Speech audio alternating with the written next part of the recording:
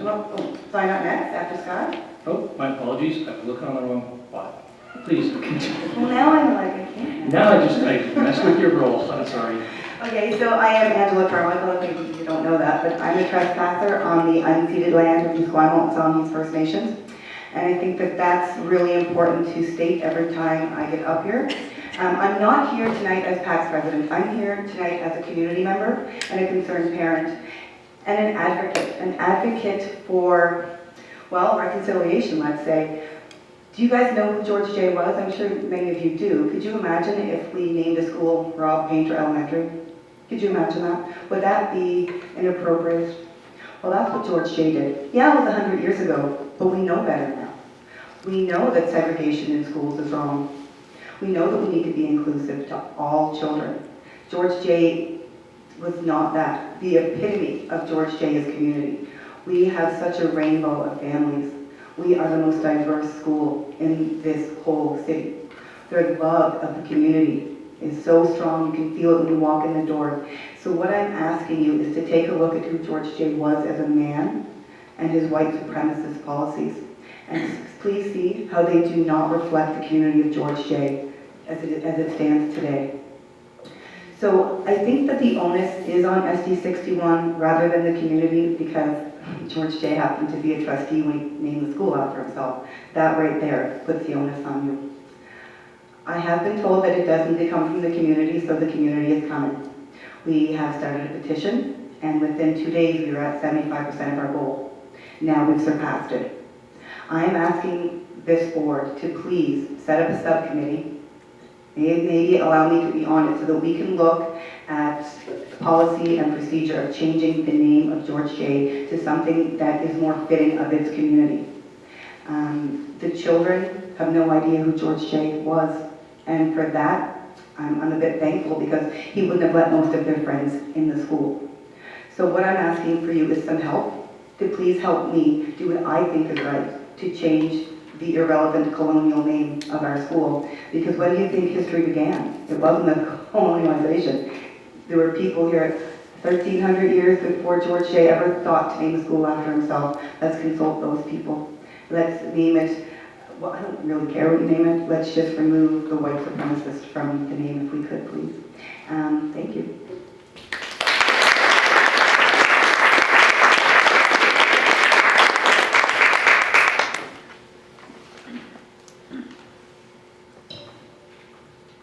Okay, I'll try to get the order right this time. Dr. Barbara Levish, is she here tonight? I don't see her. We'll move on to Brianna Day.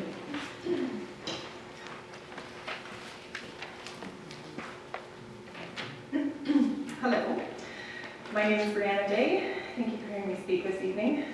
I would like to start by saying that I'm exceedingly grateful to the Lekwungen people for allowing me to be here on their beautiful territory. A couple of you may have heard me speak last week. I will warn you the presentation is much the same. I thought about apologizing for my repetition, but some messages are so important that they bear repeating loudly and often. As a mother and an aunt, I am a member of the George Jay School family. I know that you know that we are frustrated and angry. I don't need to tell you how disappointed we are at the situation that some of the city's most vulnerable students are in. You know all of this. For my part, I know that you all are trying. I know you have accomplished steps in the past few years in anticipation of the overcrowding issue. I thank you for that, sincerely. But, sorry, there's probably always a but in these things, but I also attended board meetings nearly 3 years ago. At that time, it was discussions of enrollment priority changes. The parents showed up and they told you quite clearly, this is not enough. Last year, it was catchment boundary review. The parents showed up again and told you, this is not enough. So here we are today, and I'm here to tell you this is not enough. Students are suffering. Our learning environment, our dedicated staff, our vulnerable students can't stand to wait for these esoteric solutions to shake down. This is not enough. Words are not enough. Promises are not enough. Waiting is not enough. We need you to find solutions that work for the present, We need action now. We need outdoor learning space. Thankfully, we've heard that we will be getting that. We need a portable, as was discussed. We need engaging outdoor activities to supplement the reduction in gym time and to aid some of our students with unique needs, as was discussed. We need classrooms prepared for learning for all students, as anyone would reasonably expect. If we are to deal with a school that is overcrowded, the teachers need more support in those busy classrooms and hallways. We need more, not less EA hours to keep everyone safe while crowding is an issue. I'm sure you all have experience seeing a family suffer in some way. That is what this feels like for us.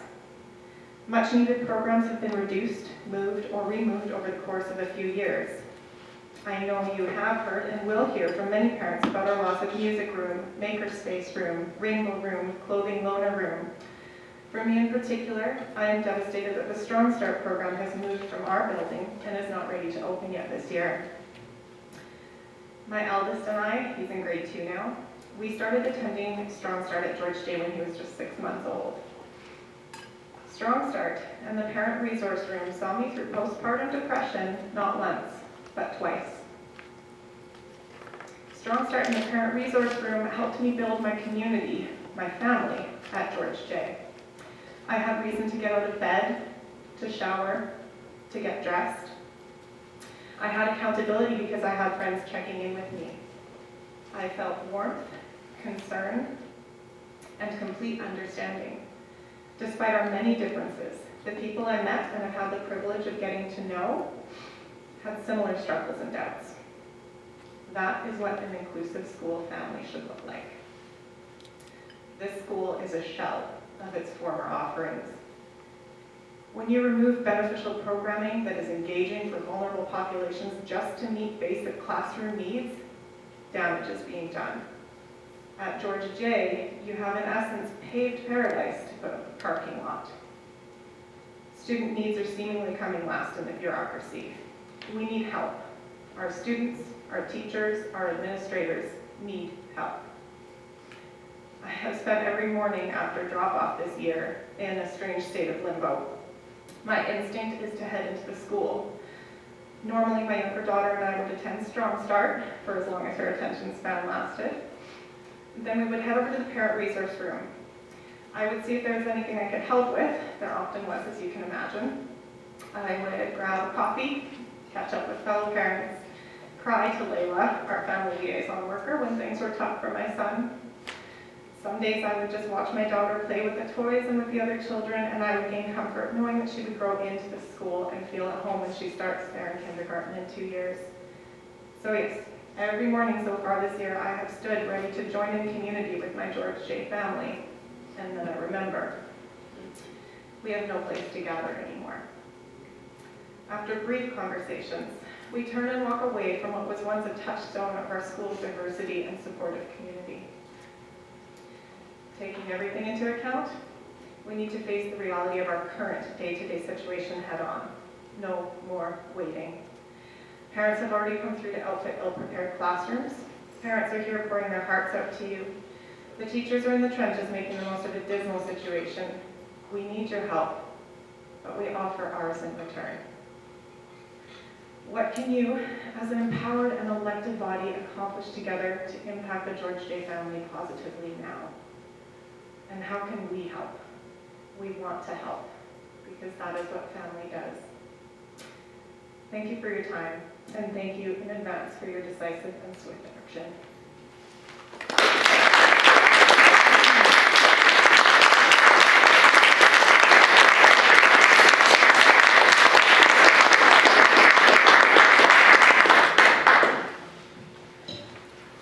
So thank you very much to everyone who's made a presentation tonight. I know that it's not always the most comfortable thing, standing up in front of all of us, but we really do appreciate the information you provide to us. I'll pass things over to our superintendent, Shelley Green, for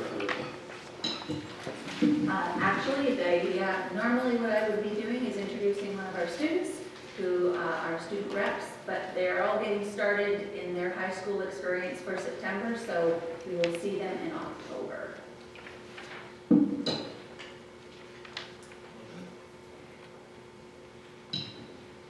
So our next item is a personnel update on staffing. Those of you who have the agenda package are on page 9 and 10.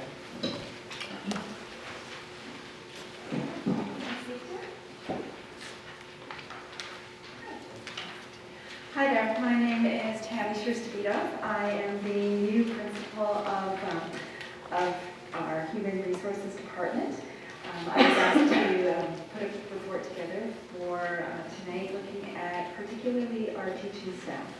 So in the packet, if you have the packet, I provided some data on where we're at right now with our teacher staffing.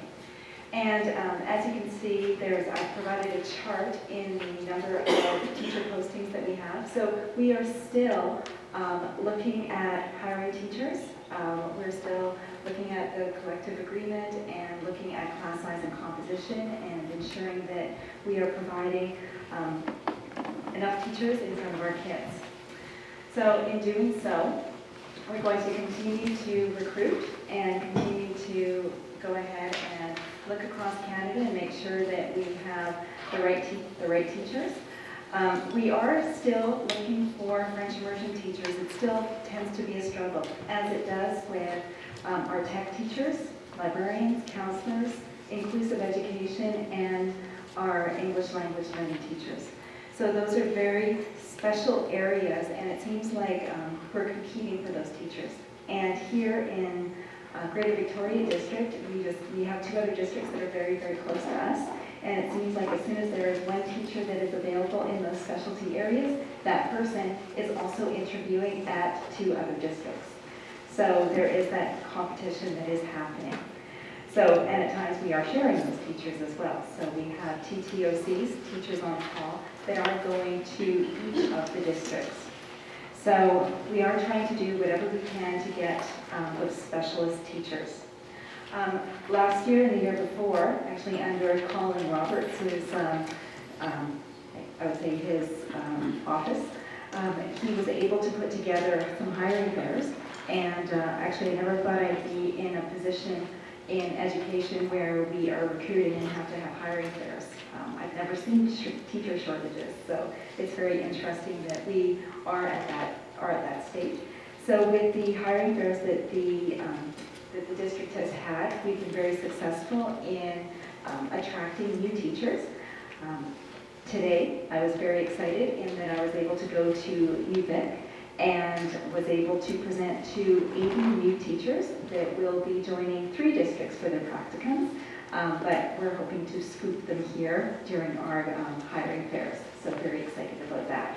So we will continue to have 2 hiring fairs, one in November and one in April. So again, just doing whatever we can to get out there and ensure that we have quality teachers in front of our students. Thank you. Thank you very much.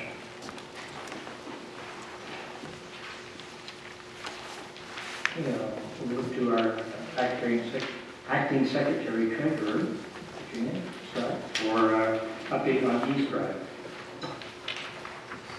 Thank you, Rob.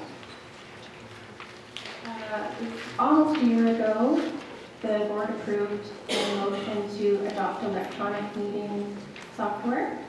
And we thought it was time to provide an update because we haven't really seen a lot of movement on that. So following that board motion, the district decided to go with a software company called eScribe. And they're a paperless meeting and agenda management software solution. And you can do everything from agenda, reports, minutes, tasks. You can use it in the meeting to do roll call, voting manager, quorum management, and also track motions and amendments. On top of that, it has flexible video streaming, seamless and accessible publishing of meeting documents, so agendas as well as minutes onto the district website. And it also has full tracking and reporting of post-meeting actions and reporting of statistics and past meeting information all built in. So it's quite a robust software program. So when we finally decided to go with that software, we jumped into some training. It was around November 2018. The training was a group training session with other municipalities. It was not a fully interactive session, so we sat in and basically listened, and if we had any questions, we'd have to type them into the computer. So Vicki and I attended those training sessions and honestly didn't really get a lot out of it. We were a little bit overwhelmed by the thought of having to implement all of these modules as quickly as possible. And then other commitments came across our desk and it just stalled. So when our new director of IT came along, he was inquiring about software and how we were doing with it, and we expressed our feedback to him. He got in touch with the company and let them know how we were feeling. And within a week, we had one of the co-founders meeting with us in person, going over the software and just listening to us and how we were feeling about our implementation plan. So what they did ultimately is they offered to redo the training for us, one-on-one, using our own agenda and minutes. And so Vicki and I did that just late August, early September, and quite honestly, it was fantastic to have that one-on-one support. And even after the first session, both of us felt like this is a piece of cake, like we've got this. And so we are not trying to overwhelm ourselves by doing everything all at once. So we're taking a very slow and methodical approach to the whole implementation. And so we're set a goal that between September and December, we would start building the agenda templates in eScribe. And starting with the board meeting, and Vicki's actually already completed that for the board meeting that's coming up on Monday. And then moving into in-camera and then the standing committee meetings as well. At the same time, we'll be starting to add on that by doing the minutes and tracking the votes in the system and then creating full minutes. All of this without actually involving the trustees and having to learn the software. So just so we can get a comfort level ourselves before we start putting it out to everyone else. So future phases we'll start looking at, they're going to do a train-the-trainer model, so they'll train us how to train you. We just want to make sure that we're really solid in our understanding first, and then we'll provide that training. And then also we want to also start using the publishing features so we can have our agendas and minutes on there, which are fully searchable by the public as well. And there's report manager, another piece. So if someone is on the agenda and they have to provide a report for that agenda item, they can complete the report in the eScribe software, and there's an automatic workflow for review and approval that gets attached to the agenda. And then integrated video is the other piece. We've got the camera at the back right now, but once we've sourced out the proper technology, we'll have it set up so that when Vicki is actually going through the agenda, she just needs to tap on the agenda item and it will clip the video and attach it to the agenda and the minutes. So we're very hopeful that we'll just keep slowly moving along in this process, and that will continue to be a positive experience for us and for you who will ultimately be using the software. Trustee McMillan. So I got this question a long time ago, so I just have a couple of questions about the eventuality to the change about this. So are votes going to continue to be visible to the gallery when we vote? Will people know how we voted right then, or will they have to wait until the minutes are approved and published a month from then? Sure. So voting manager is a module that we purchased, and what that means is that all of the trustees will have devices at the meeting table as we move through the agenda and the motion comes up for vote. It will pop up on your screen to yes or no or abstain.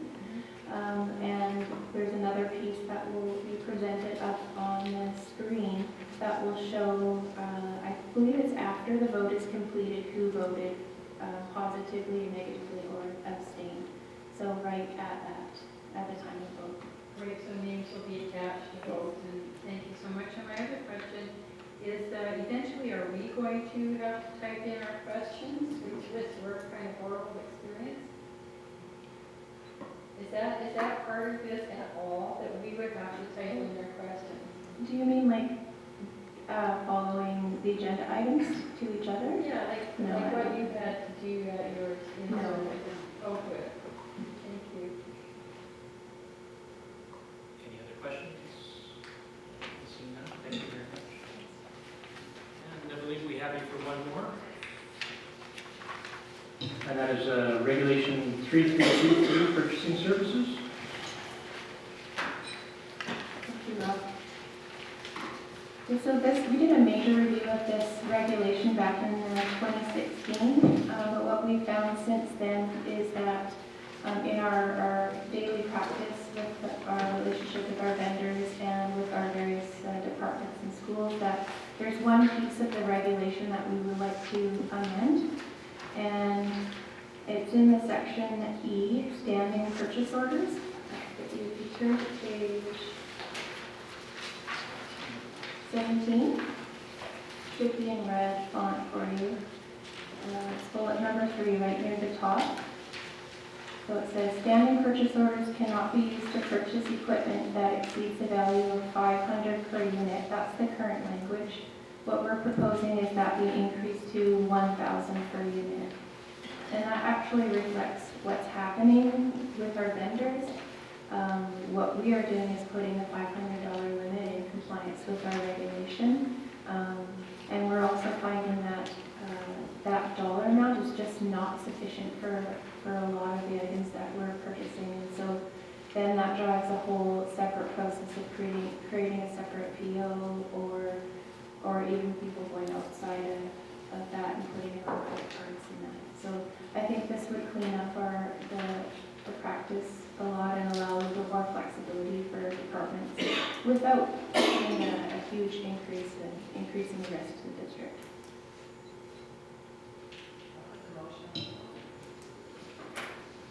Questions, comments?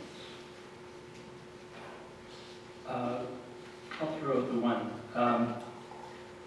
One of the things I have encountered at different times is the idea that there is flexibility to work outside of the direction that is provided in the form of policy and regulations. So if it's at all possible, I would really encourage the message to go back out that where people are finding challenges with regulation, and this is a great example, that they bring their concerns forward so that we can actually review what the direction is and ensure that we're providing a structure that meets our needs for financial responsibility, but also is appropriate for the needs of the staff.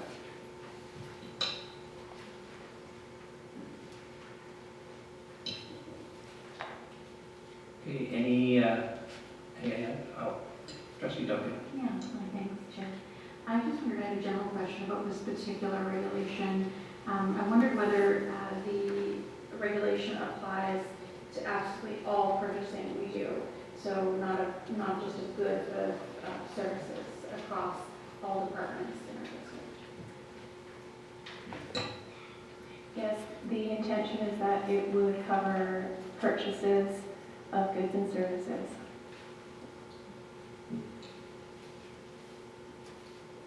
Anything further? Okay, seeing none. All those in favor of the motion, I'll read the motion, sorry, that the Board of Education School District Number 61, Greater Victoria, accept the revised Regulation 3323 Purchasing Services as presented. All those in favor? Unanimous. Thank you very much. We'll move on to facilities planning, and we're looking for a water quality update. And Mr. Morris? We have right around 700 filter stations in our schools in this district. when the federal government lowered, they actually cut it in half, the acceptable limits for lead content in water, we had to start all over again. There was a few areas where it was difficult to get to half. Right now, we are 98% compliant. We've got, out of that, just over 50%. As soon as you turn the tap on or the fountain on, the water's clear. The balance run, we've got signs up, flush it for 90 seconds, and be clear. We discovered that there's some old faucets still in existence, and once we remove those, then we test them, and then take a sample immediately the next morning if they're clear. So that lead that was in some of that brass in the old faucet was slowly leaching out. So we have about 7 or 8 stations scattered about some of the older buildings where we can't clear it right now, so we've shut them off. And what we're going to do is get the faucets changed so we are 100% compliant with all of those without having to worry about flushing. And then go back to the 7 or 8 sites where the 7 or 8 stations rather, and we'll try some other things such as double filtering, which should take it because we're fairly close on those ones. But we want to get the vast majority of the other ones done right away, so we don't have to worry about filter changes or flushing to get rid of that lead content. VIA and the ministry are kept abreast of what we're doing, where we are with things, and last word we had from VIA was that they're happy with our progress. It's going to take us about another month to a month and a half. We've got dedicated staff on it. Once that's done, then I can come back here and give you best news ever.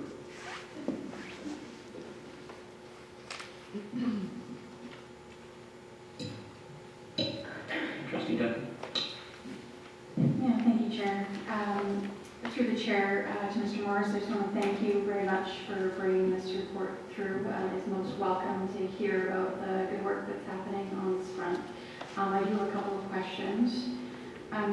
In relation to the potable water stations that require 90 seconds to clear, to become within safe, right, the new safe requirements, I wondered where these locations are. Are they scattered? Well, first of all, how many, and then where they are. Are they in our elementary schools, our middle schools, our high schools? I don't have that information with you, but I'll get back to all the trustees with it over the next 2 days. That would be great. Much appreciated. My other question, Chair, can I just continue with my question? Please. Okay, thank you. I wondered, when I was reading the report, I came away thinking that we had one plumber that was going around to the 60 to 70 sites to try to upgrade the faucets. Is that right? We have one dedicated plumber, and with the large grouping of the faucets needing to be changed, and we've got, I think there's 2 others added to that when we can spare it. Right, okay. And my other question was around filters. So for the stubborn, let's say, portable water sources where we may need double filtration, I'm wondering whereabouts or how we're managing the filters. So are we still having local staff, custodial staff manage those filters, or are we adopting a more centralized management approach to changing those filters out? Through the chair.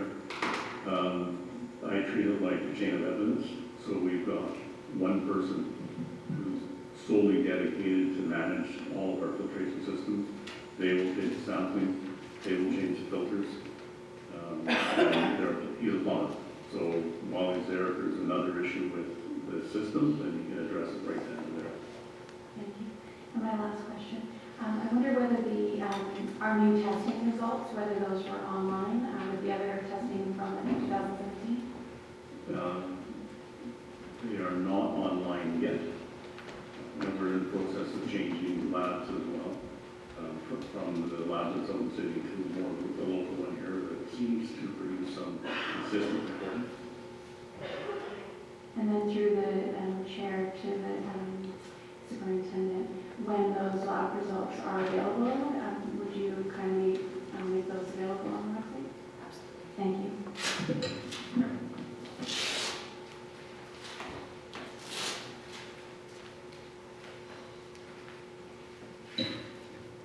thank you very much. We have we did not have an in-camera meeting prior to this meeting, so there's no public disclosure. So we'll be moving on to new business. First item, trustee questions. Trustee Whitaker. Thank you. I'm wondering if we can get an update from the superintendent. What is going to be happening with the Strong Start at George J? The Strong Start at George J will be set up in Victor Gym. None of the Strong Start centers were starting officially until the middle of September, as the Strong Start staff were helping with transition for the new kiddies in the buildings that they were working in. So at the end of September, we will have set up the George J Strong Start into the Victor Gym.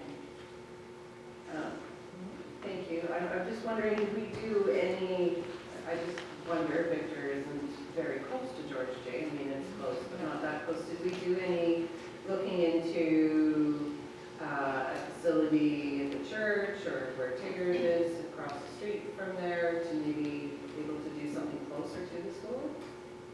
I know it's not our land, but. Through the chair. Yes, we did. We looked at community centers and other viable sites, but as we explored, they didn't seem to fit all of the requirements that Strong Start had. Thank you. And if I can ask another question along that front, through the chair to the superintendent. So the outdoor learning space, or perhaps to Mr. Morris, when is this completing or has it? For George J. Yeah. So last week we had heard after the presentations, and I'll back up actually to last spring, having a consultation process with the George J community, or with the staff, in regards to the portable that we originally had talked about being very old and very large portable, and the possibility of an outdoor learning space, which would be deluxe and available, and there was some concern about the amount of space being available for kids to play. The initial concept was to put the outdoor learning space rather than the old portable, and then with the conversation that occurred last week, still being some concerns about space in the building, we asked the principal to come and talk about priorities and the possibility of building a new portable for George J. Smaller, newer, yes, a learning studio, rather than the outdoor learning space. And so the principal took that concept back, had a deep discussion with staff in regards to a choice of the portable, and we heard that the staff had chosen the portable. And then I believe that the principal took that to PAC executive, and they were quite pleased with the consultation and the concept that the portable will be the priority space. Over time, and space in the community, I know they still want an outdoor learning space, but the portable right now is the priority, and we don't have a timeline for the outdoor learning space.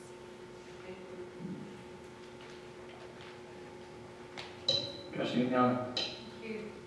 So, follow up on the George J. Strong Start. My understanding about Strong Starts is it's informal. Nobody does, calls a roll call or anything like that. You drop in and hang out and stay as long as you want. But over the years, I've heard that it's just so very valuable for parents and kids in many ways. So thinking of a parent who doesn't have a vehicle and is pushing a stroller and maybe following a toddler along as well. It's quite a hike from the George J area over to Victor.